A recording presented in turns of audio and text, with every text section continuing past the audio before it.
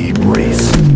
Na-try nyo ng ma-injured, napakatagal gumaling, napakatagal ng recovery, months. After nyo makarecover, meron pa rin kayo mararamdaman. That's why napakahalaga nito. Murang knee brace, pang dirt bike, pang big bike, pang off-road. Sold as pair. 4 na taon ko nang gamit, motocross or sa trail. Yan, mostly sa trail ako. Hindi ako nag-off-road nang walang suot na ganito, knee brace. Kasi na-aksidente na tayo before doon sa DRT Digas Hill. Kung hindi nyo pa napanood yun doon sa YouTube namin. Meron kaming full review nito sa YouTube 3 years ago, 4 years ago. Yun pa rin yung gamit ko hanggang ngayon. Safety is top priority. Yung safety ng kanilang legs, knees, para ma-prevent na mag-overextend yung tuhod nyo. Ito mga palaman yan. Saan yan nilalagay? Gusto nyong medyo nakaganon yung tuhod nyo, ang ipapalaman nyo, itong pinakamalaki. Pero kung gusto nyo mas unat na unat, ito.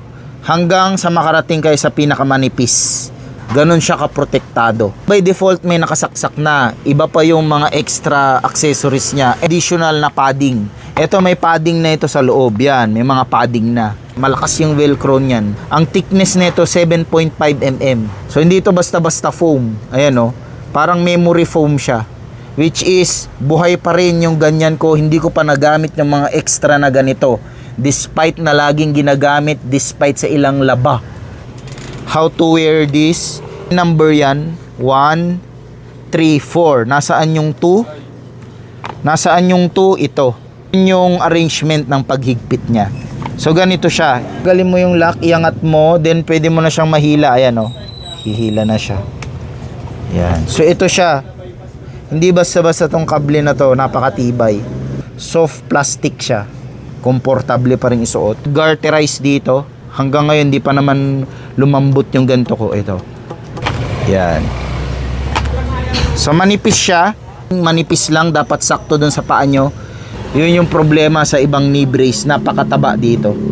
Hindi siya baliktaran. Pang kaliwa may pang kanan. Kumbaga one-way screw. Yan. Hihigpit ngayon to. Itong 4 na tali. Hihigpit yan nga ngayon. Yan, ganyan. Pinaluwag mo, kalabitin mo lang tong lock sa taas. Yan, then luluwag na siya. Ganyan. So, compatible sa lahat ng pants na pang MX. Compatible sa mga boots, kahit mataas pa yung boots mo, kahit hanggang dito pa. So, very protective yan hanggang dito. Ito yung tuhod mo, in-extend pa niya palikod. Yung protection niya. In-extend pa niya hanggang gilid. So, likod na lang ng legs yung exposed sa'yo.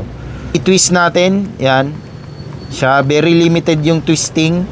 Ang pros niya is napakataas ng protection. Cons lang niya is limited yung paggalaw-galaw ng yung legs. Which is dapat naman talaga limited ang paggalaw ng legs mo. So, yan, nakakayuko, nakaka-squat ka pa din as usual. Limited nga lang yung overextending.